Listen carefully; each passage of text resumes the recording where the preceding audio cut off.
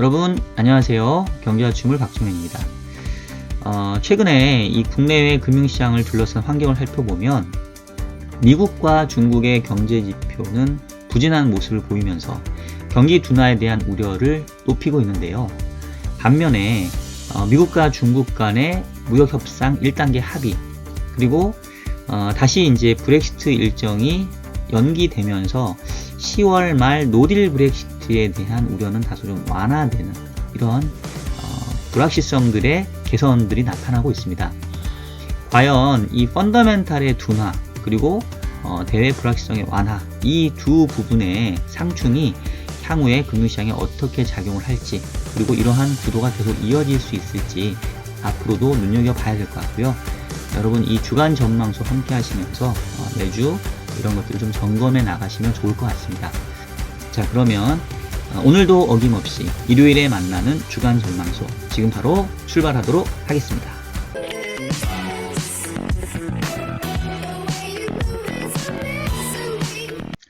자, 먼저 지난주 금융시장 한번 살펴볼게요.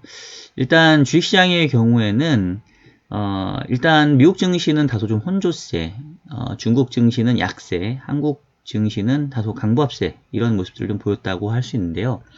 일단 미국의 경우에는 미중 무역 협상의 1단계 합의에 이어서 이 영국과 유럽 간의 이 브렉시트 합의안 소식이 전해지면서 주 중반까지는 좀 긍정적으로 시장이 움직였는데요. 금요일장에 이 중국에서 발표된 3분기 GDP 데이터가 통계 작성 이후에 사상 최저 수준으로 낮아지면서 경기 둔화되는 우려 때문에 다소 좀 조정을 받으면서 결국은 이제 보합 수준이 마무리됐고요. 중국의 경우에는 이제 그런 것들이 직접적인 부담을 주면서 마이너스 1.2%에 가까운 하락세를 상해 증시가 보였습니다. 반면에 우리 증시 같은 경우는 뭐 코스피는 강보합, 또 코스닥은 뭐 2% 이상의 상당히 큰 폭의 강세를 보였는데요. 최근에 이 코스닥 시장에서는 이 외국인들의 매수세가 상당히 도드라지는 모습입니다. 한번 관련 표를 보시면 지금 외국인들이 2주 연속으로 코스닥 시장에서 매수세를 이어가고 있고요. 반면에 코스피 시장에서는 계속해서 매도세입니다. 외국인들의 이런 코스닥 시장의 매수세는 이른바 이 IT의 이 소부장이라고 얘기를 하죠. 예, 소재, 부품, 장비 업체들에게 러브콜이 이어지고 있는데요. 한국과 일본 간의 그런 경제 전쟁 이후에 결국은 이제 국산화를 해야 된다라는, 그리고 정부의 여러 가지 이제 지원, 이런 기대감들이 이러한 IT 소부장 기업들에게 긍정적인 그런 모습으로 나타나고 있다, 이렇게 평가를 해볼 수가 있겠습니다. 일단은 뭐 이런 움직임이 조금 더 이어지지 않겠냐라는 그런 그 기대들이 많은데요. 일단 뭐 실적에서 얼마만큼이나 이런 것들이 합리화 될 것인지, 이 부분들은 조금 향후에는 이미 주가들이 많이 올라와 있기 때문에 좀 더 이제 지켜봐야 되는 이런 상황이 오지 않았나라는 생각이 듭니다. 채권 시장의 경우에는 뭐 앞서 말씀드린 그런 내용들이 작용을 하면서 미국 채권 시장 같은 경우에는 뭐 거의 이제 보합권이었는데요. 특징적인 거는 이제 수익률 곡선의 기울기가 지난주에도 말씀드렸던 것처럼 다소 조금 이제 가팔라지는, 지난주에도 단기 쪽 금리는 조금 살짝 소폭 하락했고요. 반면에 이제 10년 이상의 장기채 금리는 소폭 상승하면서 2년, 10년 금리 차가 조금 더 벌어지는 모습들을 보였습니다. 근데 뭐 큰 폭은 아니었고요. 반면에 이제 국내 채권 시장에서는 상당히 좀 지난주에도 의미 있는 모습이 있었는데요. 지난주 10월 금융통화위원회에서는 25bp의 기준금리 인하가 이제 제 예상대로 이루어졌는데, 이슈는 그 와중에 이제 2명의 금통위원이 금리 인하에 반대하는 소수견을 남겼습니다. 이일영 금통위원도 임지원 금통위원 두 분이신데, 일단 이일영 위원이야 워낙 매파적이었기 때문에 뭐 그러려니 했는데, 그동안 이런 성향을 잘 알 수 없었던 임지원 금통위원이 금리 인하에 반대하는 그런 의견을 내면서 매파 의원으로서의 어떤 그런 입지를 보여줬고요. 이로 인해서 이제 시장에서는 이렇게 되면 향후에 추가적인 금리 인하에 대해서는 상당히 조금 불확실성이 높아진 게 아니냐, 이제 이런 것들이 좀 반영이 됐고요. 이러한 통화 정책의 기대감 낮아진 부분들이 또 외국인의 대규모 국채 선물 매도를 이끌어내면서 큰 폭의 금리 상승세를 계속 이어갔습니다. 일단 제가 차트를 하나 좀 보여드리고 싶은데요.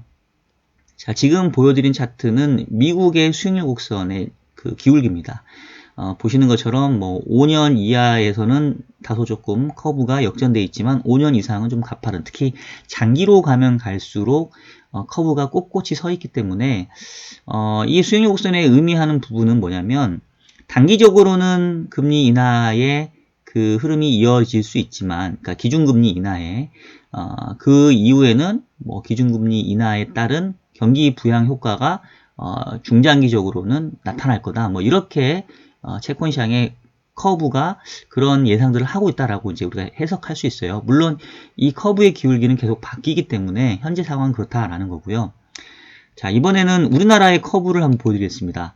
자, 미국 커브하고는 보시는 것처럼 어떻게 뭐 이렇게 거꾸로일지 모를 정도로 우리는 거꾸로 지금 10년 이하까지는 커브 기울기가 매우 가파르고요. 그 이후로는 오히려 이제 플랫한 이런 상황들을 좀 보여주고 있어요.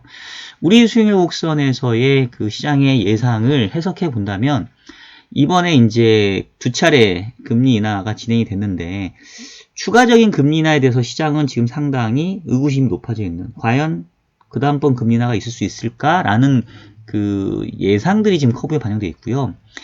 뭐 금융시장의 컨센서스는 조금은 다르긴 합니다. 채권시장에 있는 참가자들은 내년도 상반기에 한 번 정도는 더 금리 인하가 있지 않겠냐라는 기대를 하고 있는 반면에 이 커브에서는 그런 모습이 지금 나타나고 있지 않다. 그래서 결과적으로 뭐 중장기적으로는 계속 경기에 대한 어떤 의구심, 우려 이런 것들이 좀 발생을 하는 이런 모습들을 좀 보여주고 있어요. 그래서 미국하고 한국하고 이 커브의 기울기가 이 앞단, 뒷단 이렇게 다르다라는 거 요거 한번 재밌어서 한번 여러분들께 말씀 좀 드렸고요.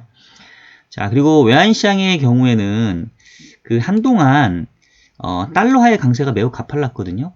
지금 달러 인덱스를 보면 10월 초에 99.66 거의 이제 100에 가까울 정도로 거의 뭐 달러 인덱스 기준으로 봤었을 때는 2017년 4월 수준까지 달러가 매우 강세를 보였다가 지금 한 주 만에 큰 폭의 달러와 약세를 보였습니다. 일단은 미국의 경제 지표가 앞서서 얘기했던 것처럼 이제 제조업 지표가 부진했으나 뭐 소비는 괜찮다 뭐 이런 얘기들이 있었는데 지난주에는 소비 지표까지 부진해지면서 미국 경제에 대한 둔화 우려들이 좀 작용을 했고요. 그리고 이제 노딜 브렉시트의 가능성 자체는 어쨌든 좀 줄었기 때문에 유로화가 좀 강세를 보이면서 달러화의 약세를 좀 이끌었습니다. 그리고 우리 달러 환율도 1200원 수준에 육박했다가 다시 1180원대 초반까지 내려왔는데요. 최근에 뭐 무역 협상의 1단계 합의, 또 노딜 브렉시트 완화, 이러한 대외 불확실성 이런 부분들이 뭐 여전히 남아있긴 하지만 이전에 비해서는 조금 완화되면서 우리 원화도 다소 조금 강세를 좀 보인 이런 상황이었습니다. 유가로 넘어가 보면 최근에 뭐 그 원자재 시장은 뭐 큰 이슈는 없는 것 같은데요. 일단 국제 유가가 어쨌든 약보합을 지난주에 보이긴 했는데 이 중국 경제에 대한 둔화 우려가 커지다 보니까 아무래도 이 원자재의 가장 큰 수요처인 중국 경제의 둔화가 이런 원자재 시장에서는 다소 약세로 좀 작용을 했고요. 뭐 비트코인 가격들 뭐 최근에 조정 흐름들 계속 이어지는 모습들을 보였습니다. 자, 지금까지 지난주 금융시장 간단하게 살펴드렸고요. 이어서 금주에 우리가 살펴봐야 할 경제지표 그리고 주요 이벤트 분석으로 넘어가도록 하겠습니다.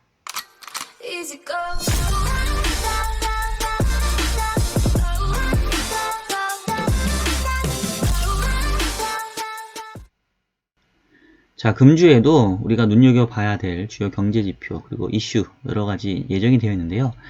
그 전에 먼저 그 주말간에 있었던 이 영국에서의 브렉시트 합의안 그 승인 보류 이 부분 조금 짚고 넘어가야 될 것 같아요.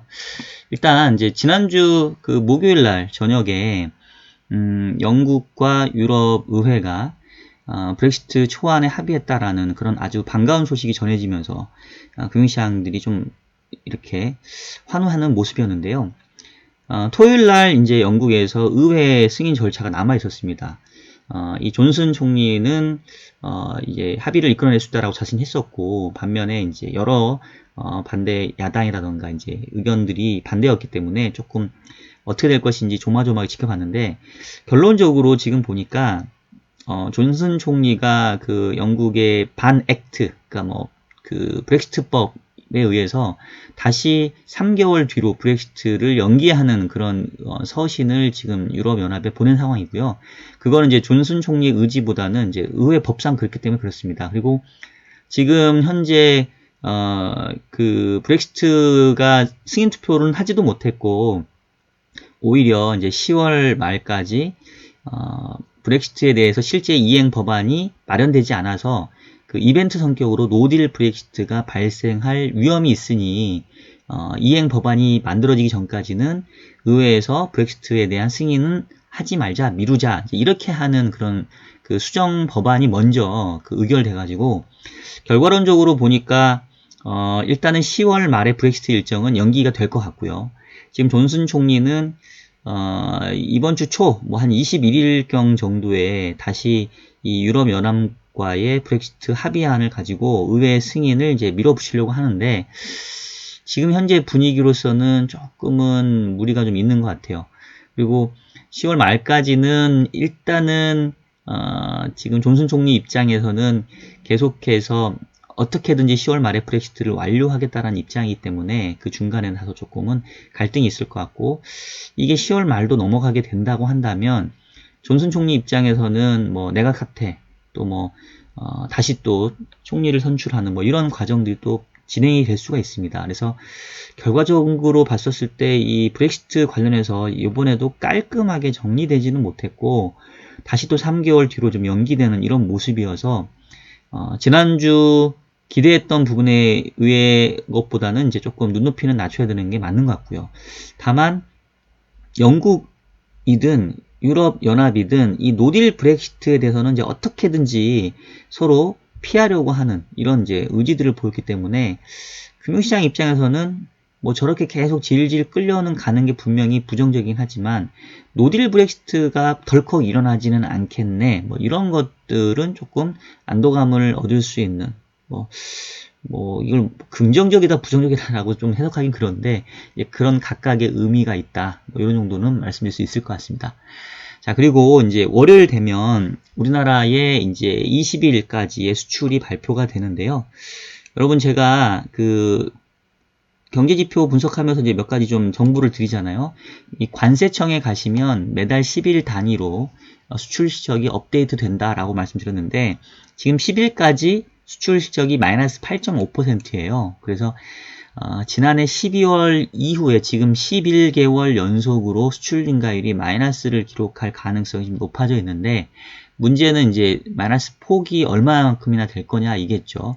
지금 그 지난달에도 두 자릿수의 마이너스 증가를 보이는데, 요번 달에는 이런 마이너스 폭이 좀 줄지가 좀 관심일 것 같아요. 일단 이제 기저효과를 감안해 보면 작년 12월부터 수출이 이제 마이너스를 보이기 시작했으니까 결국은 이제 올해 연말 내년 초로 넘어가게 되면 마이너스 증가율 폭은 상당 부분 줄어드는 게 그냥 자동적인 그런 흐름이거든요. 왜냐하면 지난해 이맘때와 수출을 비교하니까.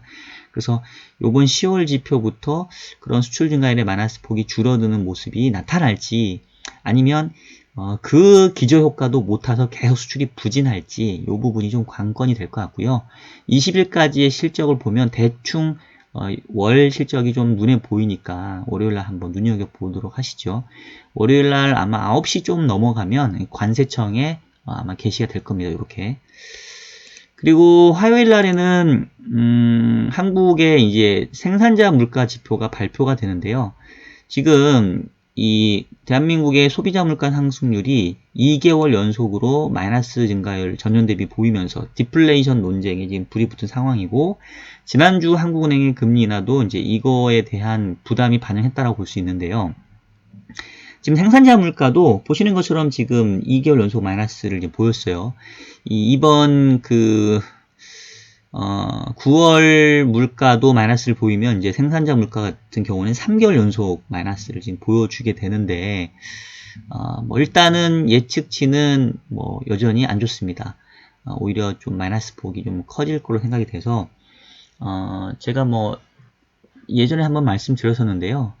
지난해 이 농산물 가격의 급등세가 그 8월, 9월, 10월까지 이어져가지고 10월까지는 소비자 물가 상승률 마이너스가 좀 불가피해요. 그래서 뭐 농산물 가격 측면에서는 계속 물가가 마이너스가 나올 환경이고 기본적으로 이 국내 경기 둔화에 따른 수요 위축도 지금 물가에 낮은 압력으로 작용하고 있어서 당분간은 디플레이션에 대한 그런 그 논쟁들 또 둔화 우려 이런 것들은 계속 지속이 될 것 같습니다. 그리고 미국에서는 뭐 화요일, 수요일 주택 관련 지표, 그 다음에 뭐 목요일까지 신규 주택 판매 이렇게 이어져 있는데 뭐 지금은 이제 큰 이슈는 아닐 것 같고요. 그리고 이제 목요일 날은 일단은 제가 봤을 때는 다음 주 가장 큰 빅 이벤트라고 하면 제가 봤을 때는 목요일 날 다 몰려 있는 것 같아요. 일단은 이제 목요일 날 한 8시 좀 넘어가면 3분기 GDP가 발표가 될 텐데 지금 우리나라의 GDP 흐름을 보게 되면 연간 성장률이 지금 2%를 달성할 수 있냐 없냐가 지금 관건이거든요. 지금 1분기 우리 성장률이 1.7%를 기록을 했고 전년 동기 대비 그렇습니다. 그 다음에 2분기가 2.0%. 그래서 아직까지는 2%가 안 되죠. 근데 지금 3, 4분기 성장률은 예측치는 한 2.4 정도인데 일단 지난해 3, 4분기가 워낙 성장률이 낮았기 때문에 3분기는 2% 초중반 정도 나올 수가 있어요. 근데 이제 문제는 4, 4분기가 또 지난해 4분기 성장률이 3.1% 높았기 때문에 또 뚝 떨어지거든요. 그래서 연간으로 2% 성장률이 좀 간단합니다. 지금 이제 쉽게 보면 전기 대비 성장률로 봤었을 때는 지금 컨센서스가 한 0.7 정도인데 이건 사실 요 컨센서스는 조금 우리나라 지표에 대한 이 인베스팅닷컴의 컨센서스는 조금은 약간 신뢰성이 떨어지는 것 같아요. 요거 이제 따로 봐야 되는데 지금 3분기하고 4분기가 전기 대비 성장률이 0.6%씩 나와줘야 연간으로 성장률을 2% 달성할 수 있습니다. 그래서 지금 3분기에 과연 그럴 수 있을지가 지금 다음 주 목요일에 발표가 돼요. 그리고 이 investing.com이라고 저도 이제 즐겨 보는데 일반인들 경우에 경제지표를 이제 어디서 우리가 무료로 확인할 수 있습니까? 라고 많이 물어보시는데 이 investing.com에 가시면 무료로 경제지표 일정들 볼 수 있습니다. 뭐 참고로 저는 여기하고 아무 그런 상관도 없고요. 제가 사무실에 있을 때는 제 뭐 인포맥스나 뭐 증권전산이나 뭐 블룸버그 저는 이제 정보 단말기 많이 보니까 그걸로 보는데 제가 집에서 할 때는 저도 뭐 그런 정보 단말기 이용 못하니까 주로 이제 investing.com에서 일정 확인하거든요. 그래서 여러분들 혹시 경제지표에 관심 있으시고 챙겨보고 싶으신 분들은 요거 한번 참고하시면 좋을 겁니다. 자, 어쨌든 이 다음 주 목요일날 발표되는 이 3분기 GDP 성장률이 전기 대비로는 0.6%, 전년 동기 대비로는 한 2.4% 정도 나와줘야 연간 성장률 2%에 대한 기대를 계속 가져갈 수 있는데 과연 그럴지 한번 지켜보도록 하겠고요. 일단은 민간 부분에서는 계속 부진한데 2분기에도 사실은 정부 지출로 의해서 민간은 역성장했지만 정부 지출이 크게 늘어서 성장을 지지했거든요. 그래서 3분기에도 정부 지출이 얼마만큼이나 계속해서 이제 강력하게 경제를 지지할지가 관건인데 2분기보다는 3분기에 정부 지출의 강도가 조금 떨어졌을 것 같아요. 그래서 조금은 불안한 마음을 가지고 일단 이번 주 목요일 GDP 한번 확인해 보겠고요.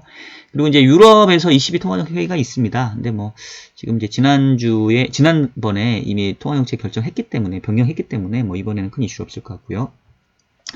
그리고 지금 이제 제조업 관리 지표가 이제 미국에서 목요일날 발표되고 금요일날 또 미시간대 소비자 신뢰 지표가 발표가 되는데 여러분 이제 지난주에 제 주간 전망소 보신 분들은 이제 제가 그런 말씀을 드린 게 있어요. 이제 페어로 봐야 될 게 지금 미국의 경우에는 제조업 지표는 안 좋은데 소비 관련 지표는 좋아서 이게 계속 이어질지에 대한 어떤 관심이 높다. 근데 지난주에 발표됐던 소매 판매가 예상치 대비 하회했고 마이너스를 기록을 했단 말이에요, 지금. 그래서 소비 지표도 이거 뭔가 좀 문제가 생기는 거 아니야라는 이런 우려들이 있습니다. 그래서 지금 목요일 날 이 미시간대 소비자 기대 지수 심리 지표들이 뭐 평소에는 그렇게 중요하게 보지는 않는데 요거 조금 중요하게 봐야 될 것 같고요. 그리고 이제 제조업 지표 같은 경우 오히려 그동안 안 좋았다가 이제 최근 한 달은 살짝 좋아졌는데 이게 이제 일시적인 건지 아니면 지속될 건지가 관건인데 뭐 지금 미국의 제조업 상황이 크게 막 개선될 정도의 상황은 아니거든요. 뭐 달러화도 강세여서 좀 부담이고 그래서 일단 제조업 지표는 최근 한 달 좋아졌지만 얘는 약간 조금 그냥 일시적일 것 같고 오히려 지난달부터 나빠지기 시작했던 소비 지표가 이게 일시적으로 나빠진 건지 아니면 계속해서 둔화될 건지 이게 앞으로도 미국 경제를 바라봤었을 때 주요 관전 포인트가 될 것 같습니다. 그리고 경제 지표는 아닌데 요거는 제가 일정을 좀 더 확인을 해 봐야 될 것 같은데 이제 뉴스를 보다 보니까 알게 된 건데 이 마이크 펜스 부통령이 다음 주 목요일 날 이 중국의 정책 관련해서 이제 연설이 예정이 되어 있다라고 해요. 근데 이제 마이크 펜스 부통령 같은 경우는 이제 과거에도 중국의 정책에 대해서 계속 비판적인 입장을 취해왔기 때문에 요번에도 이 부통령이 상당히 중국에 대해서 좀 부정적인 그런 의향을 내비친다고 한다면 이 미중 무역 협상의 향후에 일정에도 좀 차질을 빚을 수 있는 게 아니냐 이제 이런 우려들이 좀 제기될 수 있어서 이건 일단 이벤트성으로 한번 좀 보자라고 제가 한번 일정표에 넣어놨고요. 지금 트럼프 대통령의 경우에 주말간의 트위터를 좀 보니까 다음 달 있을 에이펙 정상회담에서 이 1단계 무역 합의에 대해서 이제 양국 간 서명이 있을 거다 이제 이렇게 얘기를 하고 있습니다. 지금 미국의 경우에 내부적으로 이 민주당이 트럼프의 탄핵 절차에 착수했기 때문에 탄핵 여부를 떠나서 지금 상당한 정치적 부담을 트럼프는 지고 있는 거거든요. 그래서 국면 전환용으로 이 무역 협상에 이전보다는 조금 양보하면서도 합의에 나설 거다라는 이제 그런 해석들이 좀 높아지고 있는데요.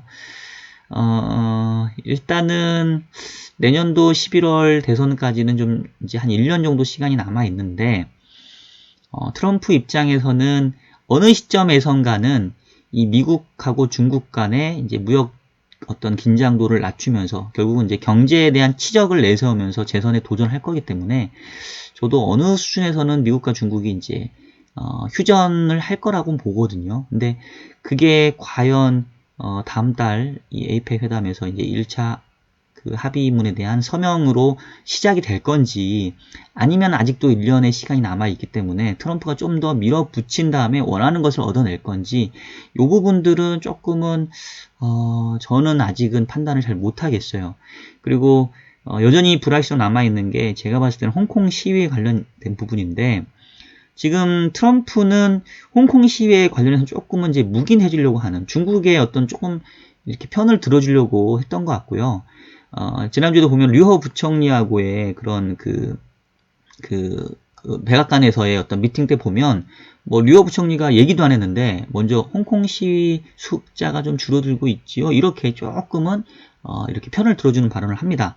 저는 이제 그런 것 때문에 이제 미국과 중국 간의 물밑에서의 어떤 서로 이해관계가 맞아떨어졌다고 보는데 문제는 트럼프의 이런 어떤 입장과는 뭐 반대로 미국 의회에서는 지금 하원에서 홍콩 시위에 대한 인권법 지지 법안이 통과가 됐고요.